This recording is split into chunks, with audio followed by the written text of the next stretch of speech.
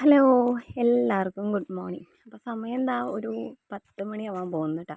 കാലത്തെ ചായ കുടിയൊക്കെ കഴിഞ്ഞിരിക്കുമ്പോഴാണ് മേമ ഫോൺ ചെയ്യുന്നത്.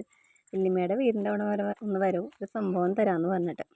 അപ്പോൾ അതേ ചായക്ക് ഇന്ന് സ്പെഷ്യൽ നീർദോശയും തേങ്ങാപ്പാലായിരുന്നു. അതൊക്കെ കഴിച്ചിട്ട് എന്താ മേമ വിളിച്ചപ്പോൾ പോവാൻ കേട്ടോ. അപ്പോൾ അതേ പോകുന്ന വഴിയിൽ കടലാസ് പൂവ് കണ്ട. പിന്നെ നിങ്ങളുടെ നാട്ടിൽ എന്താ ഇങ്ങനെ പേര് പറയാം? ഇതാണ് കടലാസ് പൂവ്. അപ്പോൾ നമ്മുടെ വഴിയാട്ടത്. അതുപോലെ ദേ ഈ ഒരു പൂവുണ്ടല്ലോ, നല്ല രസം ഇങ്ങനെ പടർന്ന് നിൽക്കുന്നത് കാണാൻ. കണ്ട, ഇതിങ്ങനെ നമ്മൾ പാഷൻ ഫ്രൂട്ടൊക്കെ പടർത്തുന്നത് പോലെ പടർത്തി കഴിഞ്ഞാൽ നല്ല ഭംഗിയിൽ പൂവുണ്ടായി നിൽക്കുന്നത് കാണാം. അല്ലെങ്കിൽ വല്ല മരത്തുമ്മയ്ക്ക് ഇങ്ങനെ പടർത്തി വിട്ടാലും നല്ല രസത്തിൽ നിൽക്കും കേട്ടോ. അപ്പോൾ ഇത് ഞങ്ങളുടെ റോഡാണ്. എന്താ പറയുക, ഒരു ഉള്ളേരിയയിലായിട്ടാണ് നമ്മുടെ വീട്. അപ്പം അധികം വണ്ടികളും കാര്യങ്ങളൊന്നും ഉണ്ടാവില്ല. നല്ല ശാന്തമായ അങ്ങനത്തെ ഒരു സ്ഥലമാണ്. എല്ലാവർക്കും ഇഷ്ടപ്പെടും. അധികം വണ്ടികളുടെ ബഹളമോ കാര്യങ്ങളൊന്നും ഇല്ലാണ്ട് നല്ല രസമാട്ടോ. എനിക്ക് ഭയങ്കര ഇഷ്ടമാണ് എൻ്റെ ഈ സ്ഥലം. പിന്നെ അതെ ഈ നേരെ കാണുന്നത് റബ്ബർ പറമ്പാണേ. എൻ്റെയൊക്കെ ഈ ചെറുപ്പത്തിൽ ഈ റബ്ബർ പറമ്പിൻ്റെ ഈ എതയുണ്ടല്ലോ, കാണിച്ചു തരാം. എത സൈഡിൽ നിറച്ച് ഒരു ജൂൺ ജൂലൈ മാസത്തിലൊക്കെ ആകുമ്പോൾ ഇടി വെട്ടുമ്പോൾ കൂണ് മുളയ്ക്കുന്നു പറയില്ല, ആ ഒരു സമയത്ത് നിറച്ച് കൂണുണ്ടാവും. അപ്പോൾ ഞങ്ങളെല്ലാവരും ഈ അടുത്തുള്ളവരൊക്കെ പറിച്ച് കൂണായിരിക്കും അന്നത്തെ എല്ലാ വീട്ടിലും കറി. ഇപ്പോൾ കൂണ് പോയിട്ട് അതിൻ്റെ ഒരു പൊടി പോലും കാണാനില്ല. അങ്ങനെ നമ്മൾ നടന്ന് ഏകദേശം എത്താറായിട്ടുണ്ട് കേട്ടോ. എൻ്റെ മേമ്മയുടെ വീടും വല്യമ്മയുടെ വീടും എല്ലാവരുടെ വീടും അടുത്തടുത്താണ്. അപ്പോൾ അതേ നമ്മൾ ഷോർട്ട് കട്ട് അടിക്കുകയാണ്. ഒരു പറമ്പുണ്ട്, അങ്ങനെ പറമ്പിൻ്റെ അതിൽ കൂടെ ഒക്കെ ചാടിക്കിടന്നാണ് പോവുക. ഇതെല്ലാം കിടക്കുന്നതുകൊണ്ട് കുഴപ്പമൊന്നുമില്ല. അപ്പം നീ നിറച്ച് ജാതിമരവും പപ്പായ റെഡ് ലേഡിയാണ്, നല്ല ടേസ്റ്റ് ചേട്ടാ. എനിക്കിപ്പോൾ റെഡ് ലേഡി കഴിച്ച് നാടൻ പപ്പായയോട് എന്തോ ഒരു വിരക്തി തോന്നിക്കൊണ്ടിരിക്കുകയാണ്. എന്നാലും ഇഷ്ടമാണ് കേട്ടോ. പിന്നെ ഇതാ പലതരം കൃഷികൾ ഉണ്ടാവാറുണ്ട് ഇവിടെ. അപ്പോൾ ഇടയ്ക്ക് ഈ പറമ്പിൻ്റെ ഉടമസ്ഥൻ ചേട്ടൻ നമുക്ക് ഓരോ സംഭവങ്ങളൊക്കെ എന്താ കൃഷി ചെയ്യുന്നതെന്ന് എഴുതിയ പപ്പായും അതും ഇതൊക്കെ ആയിട്ട് വെറുതെ തരാറുണ്ട് കേട്ടോ. പിന്നെ ഇതാ ഫുള്ള് കക്കിരിയാണ്. ആദ്യം നമ്മൾ കുറേ കൊണ്ടുവരാറുണ്ട്, പിന്നെ അത് ഇഷ്ടമല്ലാണ്ടായി. പിന്നെ ദേ ഇവിടെ കുറേ റെഡ് ലേഡിയുടെ തൈയും പച്ചമുളകിൻ്റെ തൈയൊക്കെ വിൽക്കാനും ആൾക്ക് നടാനായിട്ടൊക്കെ വെച്ചിട്ടുണ്ട്. കണ്ട, ഇതൊക്കെ പച്ചമുളകാണ്. അപ്പോഴേക്കും ദേ മേമ എത്തി. നേരെ കാണുന്നത് എൻ്റെ വല്യമ്മയുടെ മോൻ്റെ വീടാട്ടാ. എൻ്റെ തൊട്ടപ്പുറത്ത് എൻ്റെ മൂത്ത വല്യമ്മയുടെ വീട്. അപ്പോൾ മേമ ദേ എന്തോ കവറും പുതുക്കിയായിട്ട് വന്നേക്കുന്നത്. അപ്പോൾ എൻ്റെ അടുത്ത് ഇതാണ് എന്നൊക്കെ പറഞ്ഞ് തരാണ്. അപ്പോൾ മേമയ്ക്ക് അടിയന്തരത്തിന് പോകണം. അപ്പോൾ തിരക്കാന്ന് പറഞ്ഞാൽ ആൾ വേഗം എസ്കേപ്പ് അടിച്ചു. അപ്പോൾ കവർ കിട്ടിയ സന്തോഷത്തിൽ ഞാൻ വീട്ടിലേക്ക് പെട്ടെന്ന് അങ്ങ് നടന്നു. കാരണം സൺഡേ അല്ലേ, സൺഡേ ആയിട്ട് കഴിഞ്ഞപ്പോൾ വേറെ ഒന്നും സ്പെഷ്യൽ ഉണ്ടാക്കണ്ടല്ലോ. രക്ഷപ്പെട്ടു.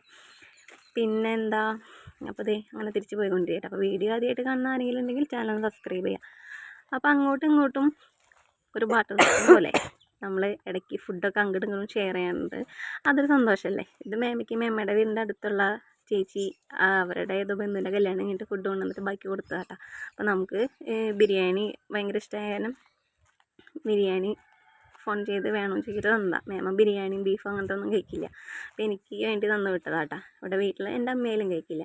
അങ്ങനെ നമ്മൾ പോണ വഴിയിൽ സ്റ്റാർ പോലെ നിറച്ച് പൂക്കൾ വീണെടുക്കണം. അപ്പോൾ ഞാൻ നോക്കുമ്പോൾ ഞാനത് എലിഞ്ഞി പൂവാന്ന് വിചാരിച്ചിട്ടാട്ടാ നോക്കിയത്. പക്ഷേ എലിഞ്ഞി പൂവൊന്നുമല്ല, ഇതെന്ത് പൂവാന്നൊന്നും എനിക്കറിയില്ല.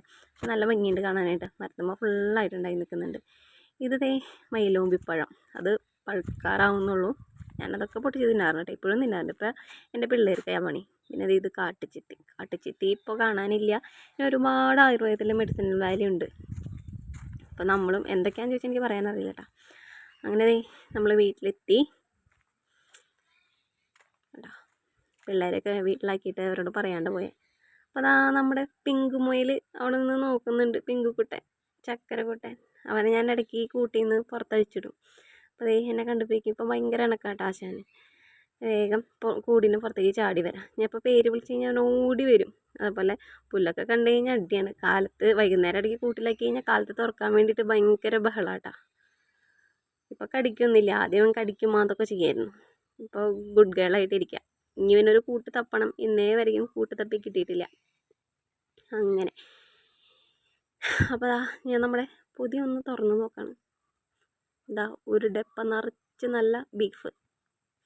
പിന്നെ നെക്സ്റ്റ് പൊതി ഉണ്ട്. അപ്പോൾ ബീഫിനെ ആദ്യം നമുക്കൊന്ന് തുറന്ന് നോക്കാം. കുറേ നാളായി ബീഫ് കഴിച്ചിട്ട്.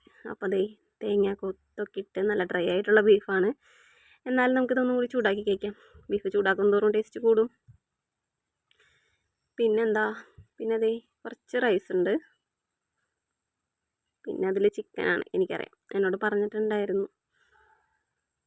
വേണ്ട. അപ്പോൾ എനിക്ക് ഈ എല്ലില്ലാത്ത ബോൺലെസ് ആയിട്ടുള്ള പീസ് മാത്രമാണ് ചിക്കനിൽ ഭയങ്കര ഇഷ്ടം കേട്ടോ.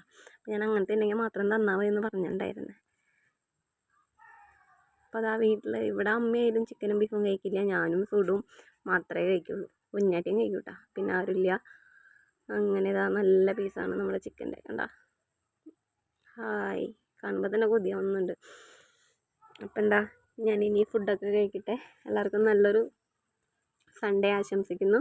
അപ്പം വീഡിയോ ആദ്യമായിട്ട് കാണുന്ന ആരെങ്കിലും ഉണ്ടെങ്കിൽ ചാനൽ സബ്സ്ക്രൈബ് ചെയ്യുക, ലൈക്ക് ചെയ്യുക, കമൻറ്റ് ചെയ്യുക. അപ്പോൾ പുതിയൊരു വീഡിയോ ആയിട്ട് നമുക്ക് വീണ്ടും കാണാം. അതുവരെയും tata bye bye, see U.